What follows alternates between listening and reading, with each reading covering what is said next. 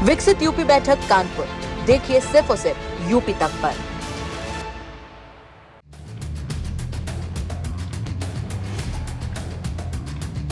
उनतीस मई की रात गाजीपुर शहर की सड़कें शांत थीं। लोग अपने अपने घरों में सो चुके थे, लेकिन किसी को अंदाजा नहीं था कि रात एक ऐसे हत्याकांड की गवाह बनने जा रही है जो पूरे जिले को हिला कर रख देगा। यहीं के रहने वाले एक होटल व्यवसायी विनीत राय की गोलियों से भूनकर हत्या कर दी गई। हत्या इतनी सुनियोजित थी कि पुलिस को शुरू से ही समझ आ गया कि इसके पीछे कोई बड़ा आपराधिक नेटवर्क काम कर रहा है। हत्या के बाद आरोपी अंधेरे में गायब हो गए। पुलिस के सामने कई सवाल थे कि आखिर विनीत राय की हत्या क्यों हुई, किसने करवाई, और सबसे बड़ा सवाल, हत्यारे कहां छिपे हुए हैं। जांच शुरू हुई, दिन बीतते गए और पुलिस टीमें लगातार दबिश देती रहीं। धीरे धीरे हत्याकांड की परतें खुलने लगी। पुलिस ने 4 नामजद आरोपियों की पहचान की।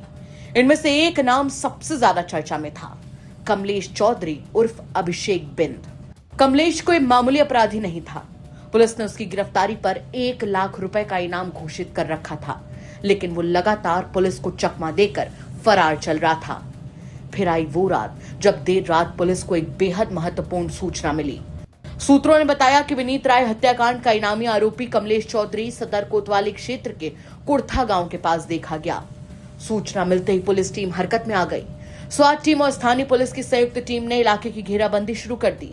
हर रास्ते पर नजर रखी जा रही थी। अंधेरे में पुलिस की गाड़ियां धीरे धीरे अपनी स्थिति ले रही थीं।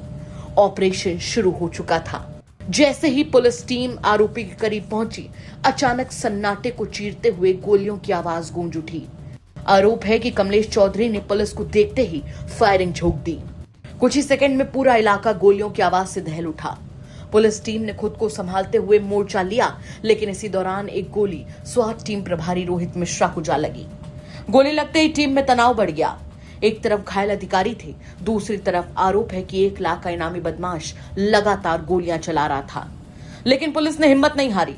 जवाबी कार्रवाई शुरू हुई। अंधेरे और गोलियों के बीच चली इस मुठभेड़ में कमलेश चौधरी भी घायल हुआ। पुलिस उसे तत्काल कब्जे में लेकर अस्पताल पहुंची, लेकिन अस्पताल में डॉक्टर्स ने उसे मृत घोषित कर दिया। विनीत राय हत्याकांड का एक बड़ा आरोपी अब खत्म हो चुका था। हालांकि कहानी यहीं खत्म नहीं होती। पुलिस के मुताबिक इस पूरे मामले का मुख्य सरगना अभी भी फरार है। नाम है शंकर पांडे।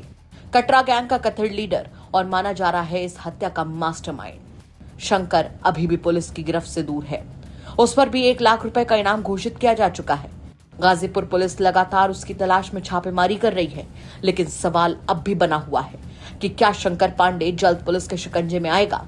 क्या विनीत राय हत्याकांड के पीछे छिपे सभी राज सामने आ पाएंगे? और क्या इस हत्याकांड की पूरी साजिश का सच सामने आएगा? पूरे मामले पर पुलिस का क्या कुछ कहना, चले वो भी सुनवा देते हैं आपको। देखिए, 29 और 30 की रात को लगभग 11:15 के लगभग एक घटना हुई थी थाना कोतवाली क्षेत्र के अंतर्गत, जिसमें विपिन राय जो कि एक होटल संचालक थे, उनकी कुछ बदमाशों के द्वारा हत्या की गई थी। और उस संदर्भ में तत्काल एक मुकदमा पंजीकृत किया गया था सभी वरिष्ठ अधिकारियों के द्वारा, ADG zone sir, DIG sir एवं मेरे द्वारा एवं सभी अधिकारियों के द्वारा मौके का भ्रमण किया गया था एवं नामजद तहरीर मिली थी, जिसमें 4 नामजद अभियुक्त एवं 3 अज्ञात अभियुक्तों के विरुद्ध मुकदमा पंजीकृत किया गया था। इसमें लगातार हमारी टीमें बहुत मेहनत करके लगी हुई थी, विभिन्न स्थानों पर लगातार दबिश दे रही थी। और आज शाम को एक इनपुट प्राप्त हुआ कि उन्हीं अभियुक्तों में से एक जो प्रमुख अभियुक्त है कमलेश चौधरी, कमलेश बिंद, जो कि कोतवाली क्षेत्र का ही रहने वाला है, उसको हम लोग तलाश रहे थे। उसकी एक सूचना मिली थी। उस सूचना के आधार पर जब पुलिस टीम वहां पर पहुंची, संयुक्त रूप से थाना करंडा, थाना कोतवाली एवं एसओजी की टीमें जब वहां पर पहुंची, तो उसके द्वारा पुलिस पर फायर किया गया। जवाबी फायर में जो कमलेश बिंद 1 लाख का अभियुक्त था, वो घायल हुआ गंभीर रूप से, जिसको तत्काल मानवीय दृष्टिकोण अपनाते हुए उसको हम लोग जिला अस्पताल लेके आए। लेकिन यहाँ पर जो डॉक्टरों ने प्रथम दृष्टया उसका जब चेक किया, तो उन्होंने मृत्यु उसकी डिक्लेयर की है। इस संदर्भ में अभी हमारी और भी कार्रवाइयां चल रही हैं। इसमें मैं आपको बताना चाहूंगा कि हमारे एसओजी इंचार्ज रोहित मिश्रा को भी अभी घायल हुए हैं। उनके भी आर्म पे, कंधे पे गोली लगी है। उनका भी इलाज यहाँ पर करवाया जा रहा है। और इसमें अभी हमारा जो मुख्य अभियुक्त शंकर पांडे एक और है जो कि इसका साथी था, उसको भी हम लोग तलाश रहे हैं। उस पर भी 1 लाख का इनाम है। अन्य अभियुक्तों पर भी इनाम है। बहुत ही जल्दी सभी अभियुक्तों के विरुद्ध कठोर कार्रवाई अमल में लाई जाएगी। वहीं अब इस पत्नी का दर्द देखिए। ये विनीत राय की पत्नी है जो अपने पति के जाने के गम में डूबी हुई हैं। उनका कहना है कि उनका छोटा सा बच्चा आखिर कैसे अपने पिता के बिना जिएगा। क्या कसूर था मेरे पति को, बेचारे घर आ रहे थे, मुझे विधवा कर दिया, मेरे 3 महीने के बच्चे को अनाथ कर दिया। क्यों, क्या मिल गया? मेरा 3 महीने का बच्चा अपने बाप को कंधा दिया है कल। क्या सजा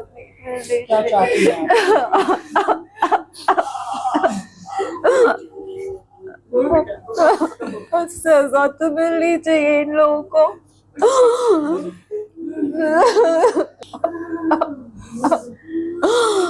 एनकाउंटर करवा दीजिए प्लीज। उनसे उस दिन आपसे बात हुई थी क्या, जिस दिन घटना हुई थी? नहीं, फोन पे कोई बात नहीं हुई थी? इस बारे में कोई बात नहीं हुई थी, सब कुछ ठीक था। वो घर आ रहे थे। घर आने से पहले बात हुई थी? थोड़ी देर पहले बात हुई थी। क्या बोले थे? नॉर्मल बातें हुई थी, घर से रिलेटेड, बच्चे से रिलेटेड। अच्छा। कुछ ऐसा नहीं था कि उनको गोली मार दी जाए, कोई ऐसा लड़ाई नहीं थी। आपको क्या लग रहा है, घटना पहले से कुछ है? फिलहाल एक इनामी बदमाश का अंत हो चुका है, लेकिन इस अपराध कथा का आखिरी अध्याय अभी लिखा जाना बाकी है। गाजीपुर की इस रात ने एक बार फिर से साबित कर दिया कि अपराधी चाहे कितना भी शातिर क्यों ना हो, कानून की पकड़ से ज्यादा दिनों तक बच पाना आसान नहीं होता। क्या कहेंगे आप इस खबर पर कमेंट करके जरूर बताएं। गाजीपुर से विनय सिंह की रिपोर्ट, यूपी तक।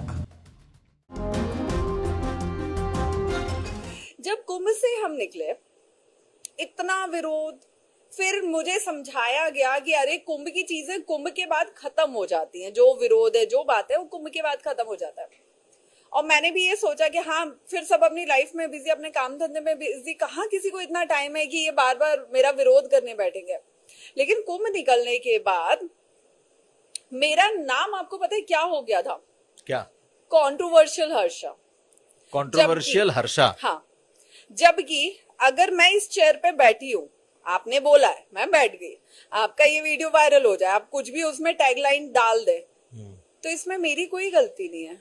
मैं अगर शाही रथ पे बैठी थी और मैं अगर भगवा पहन के बैठी थी, तो मैं हर चीज अपने गुरु आज्ञा से बैठी हुई थी। जो पहना था, जहां बैठी थी, हर चीज गुरु आज्ञा से थी। तो मैं कैसे गलत हुई? ना मैंने किसी का अपमान किया, ना मैंने किसी का विरोध किया, ना किसी के साथ बदतमीजी की, ना अपनी मर्यादाएं पार की। तो मैं कैसे गलत होगी? और अगर मेरे गलत ना होने के बाद किसी को मेरा विरोध करना है, तो हर व्यक्ति अपने जीवन में स्वतंत्र है। अब महाकुंभ से निकलने के बाद मैं जहां भी जाती, जिससे भी मिलती, या कुछ साधु संतों से, क्योंकि विरोध इतना हो गया था, मुझे यह था कि मुझे धर्म के ही रास्ते में चलना है। अब धर्म के रास्ते में अगर मुझे चलना है, तो मुझे साधु संतों का सानिध्य चाहिए, उनका मार्गदर्शन चाहिए।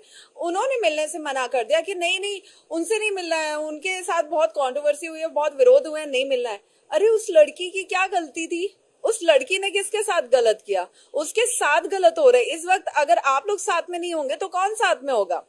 तो मुझे अंदर या महाकुंभ से लेके इस माघ मेला, पूरा 1 साल, 365 दिन में से 300 रातें मैंने रो के गुजारी है। मैंने मरने की अपने लिए विनती की है भगवान से कि भगवान मुझे मौत दे।